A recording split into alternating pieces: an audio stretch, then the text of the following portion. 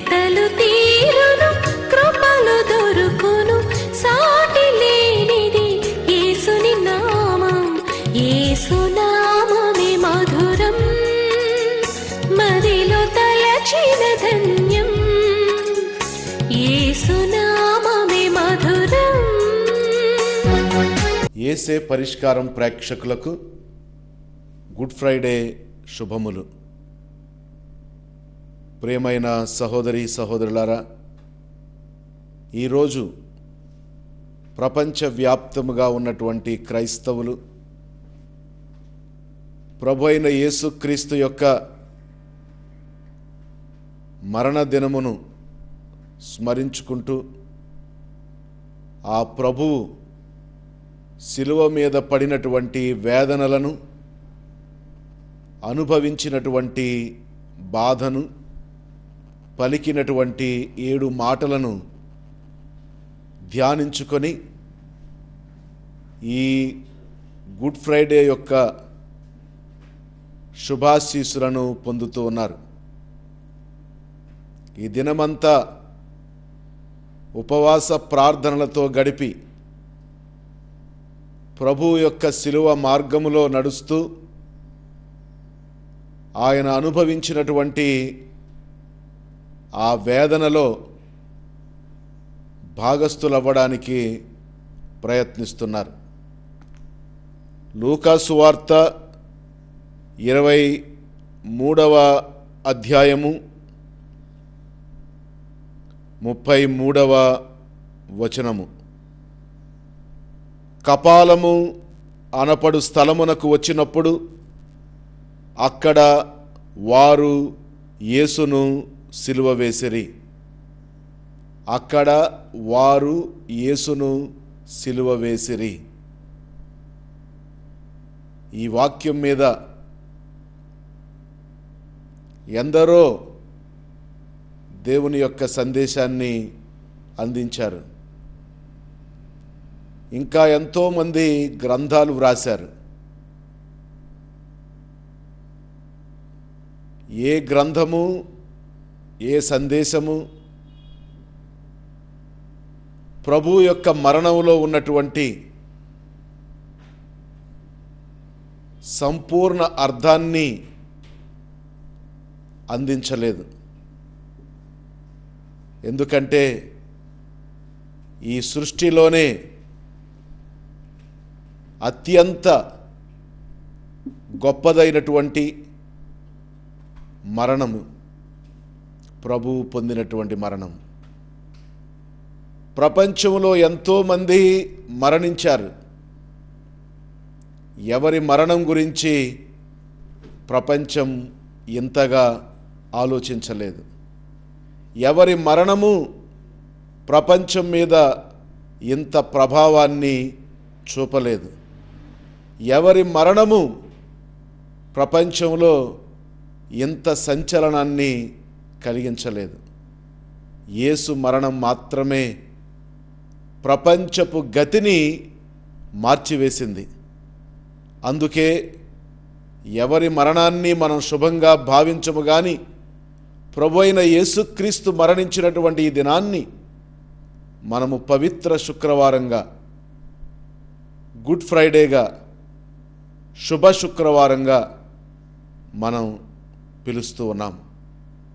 ఎందుకంటే ప్రభు మరణము ద్వారా మనం అందరం శుభాన్ని పొందాం. ఆనాడు యెరూషలేములో ప్రభు సిలువ వేయబడినప్పుడు లక్షలాది మంది యూదులు పాస్కా పండుగ నిమిత్తమై నగరంలో ఉన్నారు. వాళ్ళందరూ సిలువ వేయబడుతూ ఉన్నటువంటి యేసును చూస్తూ ఉన్నారు. వాళ్లకు ఇది అర్థం కాలేదు. ఈయన దైవ కుమారుడైనట్లయితే ఎందుకు మరణించాలి? ఆ రోజుల్లో హీబ్రూ మాట్లాడేటటువంటి యూదులు ఉన్నారు, గ్రీకు మాట్లాడేటటువంటి యూదులు ఉన్నారు, లతీను మాట్లాడేటటువంటి రోమా సామ్రాజ్యపు పౌరులు ఉన్నారు. పిలాతు యేసు శిలువ పైభాగంలో నజరేయుడైనటువంటి యేసు యూదుల రాజు అనేటటువంటి మాటల్ని ఉంచి వాటిని ఆనాటి ప్రజలు మాట్లాడేటటువంటి 3 భాషల్లో వ్రాయించడం జరిగింది. లతీను భాషలో, గ్రీకు భాషలో, హీబ్రూ భాషలో. హీబ్రూ మాట్లాడేటటువంటి యూదులు ప్రభువు మరణించడాన్ని చూసి కొంతమంది అనుకున్నారు, ఈయన అద్భుతకారుడు కాబట్టి శిలువ మీద నుండి తప్పకుండా దిగి వస్తాడు. అందరూ అనుకున్నట్లుగా యేసు మరణించడానికి అంగీకరించడు, ఆయన తప్పకుండా దిగి వస్తాడు. పుట్టు గ్రుడ్డివాడికే చూపునిచ్చినటువంటి ఆయన చనిపోయి సమాధి చేయబడి 4 దినాలైన తరువాత లాజరుని తిరిగి బ్రతికించినటువంటి ఆయన తాను మరణించడానికి అంగీకరిస్తాడా? తప్పకుండా దిగి వస్తాడు. ఒక గొప్ప అద్భుతం వారి మధ్యలో యేసు చేయబోతున్నాడని కొంతమంది భావించారు. అందుకే వారిలో కొంతమంది యేసును చూసి సవాలు చేశారు, నీవు దేవుని కుమారుడవైతే శిలువ మీద నుండి దిగిరా. యేసుకు కలిగినటువంటి పెద్ద శోధన ఇది. సైతాను యేసు బహిరంగ పరిచర్య ప్రారంభించడానికి పూర్వము ఏ విధముగా అయితే అరణ్యంలో ఆయన్ని శోధించాడో అదేవిధంగా జీవిత పర్యంతము యేసును శోధించాడు. యూదులు అనేకసార్లు యేసును శోధించారు, సవాలు చేశారు. నీవు దేవుని కుమారుడు అని మేము నమ్మడానికి మాకు ఒక గుర్తు చూపించు, ఒక సూచక క్రియను మాకు అందించు, పదే పదే నీవు దేవుని కుమారుడవని నిరూపించుకో అని చాలామంది పరిసయ్యులు, ధర్మశాస్త్ర బోధకులు ఆయన్ని సవాలు చేశారు, శోధించారు. ఇప్పుడు ఆఖరిగా వాళ్ళు ఆయన్ని శోధిస్తూ ఉన్నారు, సవాలు విసురుతూ ఉన్నారు. నీవు దేవుని కుమారుడవైతే శిలువ మీద నుండి దిగిరా. అలా అడిగిన వారిలో చాలామంది నమ్మారు, ఆయన తప్పకుండా దిగి వస్తాడు, ప్రజలకు ఆయన గొప్ప సంకేతాన్ని ఇస్తాడు, తానే దైవ కుమారుణ్ణని శిలువ మీద నుండి దిగి వచ్చి నిరూపించుకుంటాడని. గ్రీకు మాట్లాడేటటువంటి యూదులు గ్రీకు తత్వశాస్త్రం, తాత్విక ఆలోచనలకు అనుగుణంగా ఏది జరిగినా కారణం లేకుండా జరగకూడదు, జరగదు. ఒకడు పడిపోయాడు అంటే అతన్ని ఎవరో తోసి ఉంటారు. ప్రతిదానికి ఒక కారణం. ఆ కారణం గనుక లేకపోయినట్లయితే జరిగేది అర్ధరహితం. అందుకే ఆ రోజు గ్రీకు మాట్లాడేటటువంటి ఆ లక్షలాది మంది యూదులకి అర్థం కాలేదు. ఇతను దేవుని కుమారుణ్ణి అని చెప్పుకున్నట్లయితే ఎందుకు ఆయన మరణించాలి? మరణించడం ద్వారా ఆయన ఏదైతే సాధించాలనుకున్నాడో అది సాధించకుండా ఈ లోకంలో ఆయన ఒక పరాజయానికి గుర్తుగా మిగిలిపోతున్నాడు. తన జీవితమే ఒక పరాజయం. అందువలన అతని మరణం అర్ధరహితమైనది అని చెప్పి ఈ యూదులు భావించారు.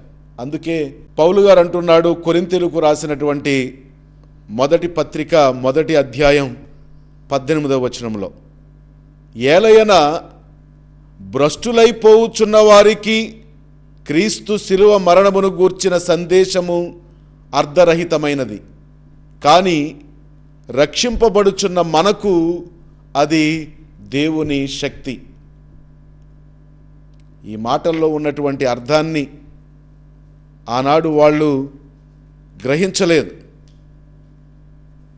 తమ కళ్ళ ఎదుట జరుగుతూ ఉన్నటువంటి ఆ శిలువ మరణంలో ఉన్నటువంటి అర్థాన్ని, శక్తిని వాళ్ళు గ్రహించలేదు. ఆనాడు గనక వాళ్ళు గ్రహించి ఉన్నట్లయితే వాళ్ళు కూడా పౌలులాగానే పూర్తి మనోపరివర్తనని ఆ క్షణంలో వాళ్ళు పొంది ఉండేవాళ్ళు. వాళ్ళు యెరూషలేము నగరానికి వచ్చి దేవాలయంలో గొర్రెపిల్లను వాళ్ళ పాపాలకు పరిహారంగా బలిని ఇచ్చి ఆ గొర్రెపిల్ల విందును ఆరగించి తమ పాపాలు పరిహరించబడ్డాయి అనే ఆనందంతో, సంతృప్తితో వాళ్ళందరూ మరునాడు ఎక్కడి నుండి అయితే వాళ్ళు వచ్చారో అక్కడికి తిరిగి వెళ్ళబోతూ ఉన్నారు. మరలా వచ్చే సంవత్సరం కూడా వచ్చి ఈ గొర్రెపిల్లను బలిగా ఇచ్చి తమ పాపాలకు పరిహారాన్ని చెల్లించుకోవచ్చు అనేటటువంటి ఒక ధైర్యంతో వాళ్ళు తిరిగి వెళ్ళడానికి సిద్ధపడుతూ ఉన్నారు.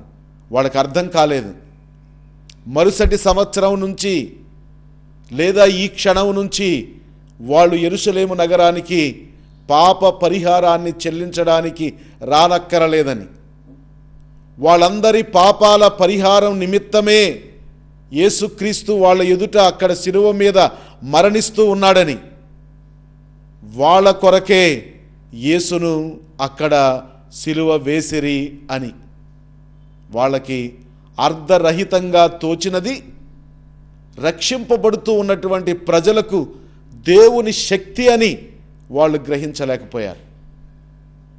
పౌలు కూడా గ్రహించలేదు.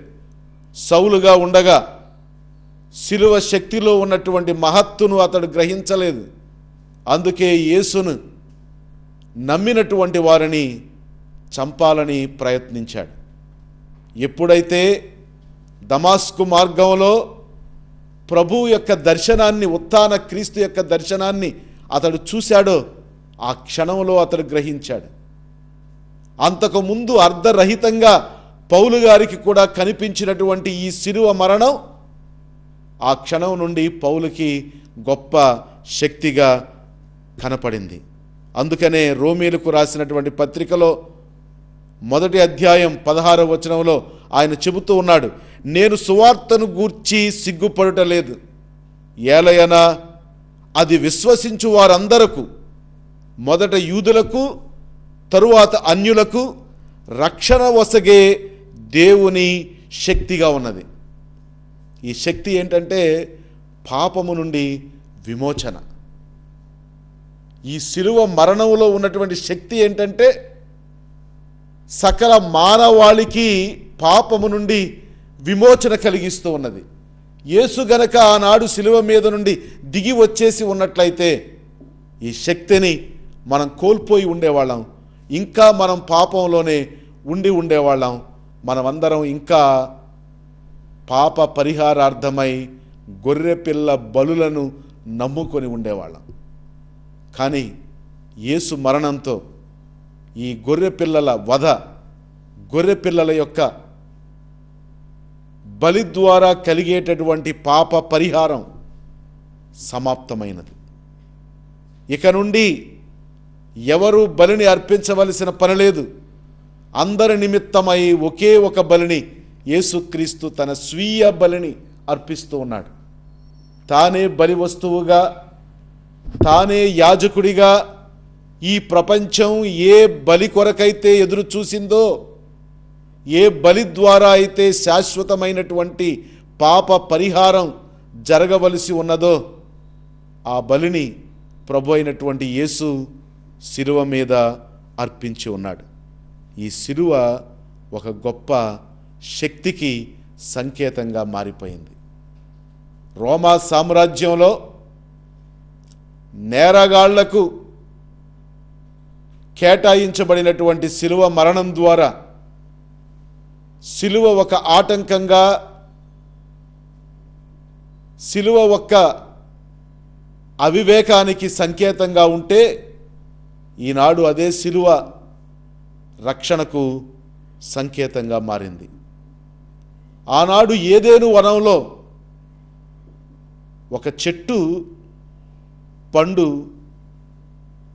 మానవుణ్ణి శోధించింది. ఆ చెట్టులో ఉన్నటువంటి ఆ చెడు మానవ జాతిని శాశ్వతంగా ప్రభావితం చేసింది. చూడటానికి కనులకింపుగా ఉన్నది ఆ చెట్టు పండు చూడటానికి రుచికరంగా అనిపిస్తూ ఉన్నది. తినాలి అనేటటువంటి ఒక శోధన. ఆ చెట్టు ద్వారానే మానవుడు శోధించబడ్డాడు.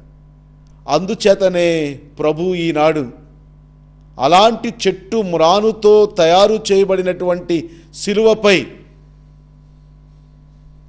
ఆయన ఒక రథాన్ని అధిరోహించినట్లుగా ఎక్కి ఆ శిలువపై తన చేతులు రెండు చాచి ఈ లోకం యొక్క పాపాల నిమిత్తమై, ఈ లోక పాపాల పరిహార్థమై ఆయన మరణించాడు.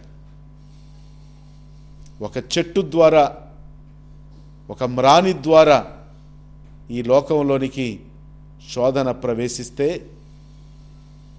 ఏవమ్మ ఆదాములు ఆ చెట్టు యొక్క శోధన, సైతాను యొక్క శోధనకు లొంగిపోయి ఈ లోకంలోనికి పాపాన్ని ఆహ్వానించి సమస్త మానవ జాతికి మరణాన్ని బహుమతిగా ఇచ్చారు. ఇప్పుడు క్రీస్తు ఈ చెట్టు మ్రానిపై, శిలువ మ్రానిపై అంటగొట్టబడి, తన చేతులలో మేకులతో శిలువకు అంటగొట్టబడి ఒక శాశ్వతమైనటువంటి పరిహారాన్ని తన విధేయత ద్వారా ఈ లోకానికి ఆయన అందిస్తూ ఉన్నారు. అందుకే అగస్టిను గారు చాలా గొప్ప విషయాలని యేసు మరణాన్ని గురించి, ఉత్థానాన్ని గురించి, ఆయన జీవితాన్ని గురించి చెప్పారు. అందులో ఆయన చెప్పినటువంటి ఒక మాటని ఈ సమయంలో మనం ధ్యానం చేసుకుందాం. ఆ మాట ఏంటంటే, మానవ జాతి పాపము ద్వారా మరణాన్ని వేతనంగా పొందింది. లేదా ఆదాము తాను చేసినటువంటి దైవ ధిక్కారము ద్వారా పొందినటువంటి బహుమానం ఏంటంటే, జీతం ఏంటంటే మరణం. ఈ ఆదాముని మరణం నుంచి రక్షించవలసినటువంటి బాధ్యత, రక్షించగలిగేటటువంటి శక్తి దేవుడు మాత్రమే. ఎందుకంటే ఏ మానవుడు తనంత తానుగా తన పాపాల కొరకు పరిహారాన్ని అర్పించుకోలేడు. ఎందుకంటే అతడు పాపాత్ముడు కనుక అతని తరపున ఒక పుణ్యాత్ముడు, ఎటువంటి పాపము లేనటువంటి వాడు పరిహారాన్ని అర్పించవలసి ఉన్నది. ఎటువంటి పాపము లేనటువంటి వాడు ఎవరయ్యా అంటే దేవుడు మాత్రమే. దేవుడే ఆదాము తరపున ఆదాము యొక్క శిక్షను భరించి ఆదాముకు పాప విమోచనాన్ని కలిగించాలి. ఇది రక్షణ ప్రణాళిక, మానవునికి దేవుడు ప్రసాదించవలసినటువంటి రక్షణ ప్రణాళిక. ఇక్కడ ఒక చిక్కున్నది. దేవుడే మానవుని తరపున పాప పరిహారాన్ని చెల్లించాలి అంటే మానవుడు అనుభవించవలసినటువంటి మరణాన్ని దేవుడు అనుభవించాలి. కానీ దేవుడు మరణించలేడు. దైవ స్వభావములో మరణం లేదు. కనుక ఏ విధంగా ప్రభు ఈనాడు ఈ మానవ జాతిని రక్షించడానికి మరణించగలడు అంటే, అగస్టిన్ గారు అంటున్నాడు, దేవుడు మానవునితో ఒక ఒప్పందం చేసుకున్నాడు. నేను నీ కోసం మరణించాలి అంటే నేను నీలాగా అవ్వాలి. కనుక నీ స్వభావాన్ని నాకివ్వు, నేను నీ స్వభావాన్ని ధరించి మానవుడిగా ఈ లోకంలో జన్మించి నీకు నా స్వభావంలో భాగం పొందడానికి అవకాశం కల్పిస్తాను. ఒక ఒప్పందం, ఒక డీల్. అమరుడైనటువంటి దేవుడు మర్త్యుడైనటువంటి మానవునిగా జన్మించడానికి సంకల్పించుకున్నాడు. ఆ సంకల్పం వలననే దేవుడు ఈ లోకంలో మానవుడిగా జన్మించాడు. మానవుడిగా జన్మించి మానవ జాతి కొరకు అతడు మానవుడు అనుభవించవలసినటువంటి శిక్షను ఆయన అనుభవించాడు. అదే మరణశిక్ష. దేవుని ప్రణాళిక ప్రకారంగానే ఈ మరణశిక్ష అమలవుతూ ఉన్నది. మనం ఇందాక చెప్పుకున్నటువంటి మాట, వారు ఆయనను అక్కడ సిలువ వేసిరి. ఈ సిలువ మరణం ద్వారా మాత్రమే మనమందరము రక్షించబడ్డాము. అందుకే పౌలు గారు అంటూ ఉన్నాడు, నేను సిలువ వేయబడినటువంటి యేసును మాత్రమే ప్రకటించడానికి ఇష్టపడుతూ ఉన్నాను. ఎందుకంటే సిలువ మరణం తప్ప ఇక ఏది కూడా మనకి అవసరం లేదు. దాని ద్వారానే మనం రక్షించబడ్డాం. కనుక ఈ సిలువ మరణాన్ని మాత్రమే మనం ధ్యానించుకోవాలి. ఈ సిలువ మరణాన్ని గురించే మనం ప్రకటించాలి. యేసు మన కొరకు మరణించాడు. ఆయన మరణించకుండా ఉండి ఉన్నట్లయితే నేను ఇప్పుడు జీవించి ఉండేవాడిని కాదు. ఆయన మరణం వల్లనే నేను జీవిస్తున్నాను. అందువలన జీవించినది నేను కాదు, క్రీస్తే నా యందు జీవిస్తున్నాడు అని ఆయన చెప్పగలిగాడు. పేతురు గారు వ్రాసినటువంటి మొదటి పత్రిక 1వ అధ్యాయం 18-19 వచనాల్లో చెప్పబడుతూ ఉన్నటువంటి మాటలు, నిష్కళంకమైన గొర్రెపిల్ల వంటి అమూల్యమైన క్రీస్తు బలి ద్వారా మీరు విముక్తి గావించబడ్డారు. అమూల్యమైనటువంటి యేసు శిలువ బలి ద్వారా మీరు విముక్తి గావించబడ్డారు.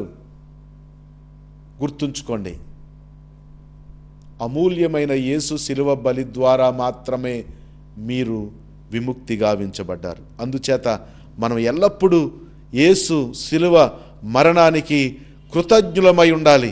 రోమీలకు రాసినటువంటి పత్రికలో 5వ అధ్యాయం 10వ వచనంలో పౌలు గారు మరలా చెబుతున్నాడు, ఆయన కుమారుని మరణము ద్వారా మనలను తన మిత్రులుగా ఆయన మార్చుకున్నాడు. అనగా ఆయన మనలను తనతో సఖ్యపరుచుకున్నాడు. యేసు మరణాన్ని చూసి ఆ మరణం ద్వారానే తండ్రి అయినటువంటి దేవుడు మనలను తనతో సఖ్యపరుచుకొని మనలను తనతో మిత్రులుగా చేసుకున్నాడు. యేసు ఎప్పుడైతే సిలువనెక్కి మృత్యువుని ఆహ్వానించాడో ఆ క్షణం నుంచి ఆయనకు మృత్యువుకు మధ్య జరిగినటువంటి పోరాటంలో ఆయన సిలువ మీద నుండి సైతాను మీద విజయాన్ని సాధించాడు. మరణం మీద విజయాన్ని ఆయన సాధించాడు. ఇక మరణమునకు ఆయనపై ఎట్టి ఆధిపత్యము లేదు, ఎటువంటి అధికారము లేదు. ఇక మరణం ఆయన్ని మరొకసారి మరణింప చేయలేదు. ఎందుకంటే ఆయన మరణానికి దొరకనంత ఎత్తుగా మరణించి మరణం యొక్క శిరస్సుపై తన యొక్క పాదాలు ఉంచి ఆ మరణాన్ని ఆయన నాశనం చేశాడు. అందుకే పౌలు గారు అంటాడు, మరణమా నీ విజయం ఎక్కడా, మరణమా నీ ముల్లెక్కడా. ఇంతవరకు నీవు చేసినటువంటి ఈ మరణ వికటాటహాసం ఇప్పుడేమయ్యింది? యేసు శిలువ వలన మరణం యొక్క నోరు మూయబడింది. మరణం యొక్క శక్తి నిర్వీర్యమయ్యింది. మరణముపై యేసు విజయాన్ని సాధించి మానవ జాతికి పాప విమోచనాన్ని ఆయన కలుగచేశాడు. అందుచేతనే మనం అందరం ఈనాడు ఈ శుభ శుక్రవార దినాన ప్రభు అయినటువంటి యేసు క్రీస్తు మన కొరకు అర్పించినటువంటి ఈ బలి యాగము యొక్క పరిపూర్ణమైనటువంటి అర్థాన్ని మనం అర్థం చేసుకోవడానికి ప్రయత్నం చేద్దాం. యేసు మరణించకుండా ఉండి ఉన్నట్లయితే నేను ఇప్పుడు జీవించి ఉండేవాణ్ణి కాదు. ఈ లోకంలో భౌతిక మరణం అనేటటువంటిది తప్పించుకోవడానికి వీలు లేదు. కానీ ఒకనాడు భౌతిక మరణానంతరం నేను జీవించి ఉండటానికి యేసు తనను తాను బలిగా అర్పించుకున్నాడు. అందువల్లనే నేను మరణించిన తరువాత కూడా జీవించగలిగేటటువంటి ఒక మహత్తరమైనటువంటి కానుకను, బహుమతిని దేవుడు తన కుమారుడైనటువంటి యేసుక్రీస్తు శిలువ మరణం ద్వారా నాకు అందించాడు. అందుకే నేను ఈ శిలువ మరణం పట్ల అత్యంత భక్తితో, అత్యంత గౌరవంతో ఈనాడు శిలువను ఆరాధిస్తున్నాను. ప్రార్థన చేసుకుందాం. ప్రేమమయుడవైన దేవా, ఈ లోకము నశించిపోకుండా ఉండటానికి, పాపము వలన కలిగినటువంటి మరణముల వలన మానవ జాతి సమస్తము నశించిపోకుండా ఉండటానికి మీ కుమారుణ్ణే మాకు బలి అర్పణగా అందించి ఉన్నారు. ఆనాడు అబ్రహాము ఏ విధముగా అయితే మీకు విధేయించి తన కుమారుణ్ణే బలిగా అర్పించడానికి వెనుకాడలేదో, అంతకన్నా ఎక్కువగా మీరు మీ కుమారుణ్ణి మా కొరకు బలిగా అర్పించడానికి వెనుకాడలేదు. కుమారుణ్ణే బలిగా అర్పించడానికి వెనుకాడనటువంటి మీరు, మేము ఏది అడిగితే మీరు వెనుకాడతారు ప్రభువా. మీరు దేనికి వెనుకాడరు. కుమారుణ్ణే బలిగా ఇవ్వడానికి వెనుకాడనటువంటి మీరు ఇక దేనికి వెనుకాడరు. మా పట్ల మీరు చూపించిన ఈ అమూల్యమైనటువంటి ప్రేమ చిహ్నమైనటువంటి శిలువను ఈనాడు మేమందరము ధరించడానికి, భరించడానికి, శిలువ మరణము ద్వారా మీరు మాకిచ్చినటువంటి ఈ పాప విమోచనం బట్టి మీకు వందనాలు చెల్లిస్తూ, ఈ శుభ శుక్రవారపు దీవెనలు ప్రేక్షకులందరిపై, ఈ ప్రపంచంలో ఉన్నటువంటి సకల మానవాళిపై కురిపించమని మీ కుమారుడును మా ప్రభువునైన యేసుక్రీస్తు ద్వారా మేము వేడుకొనుచున్నాము తండ్రి. ఆమేన్.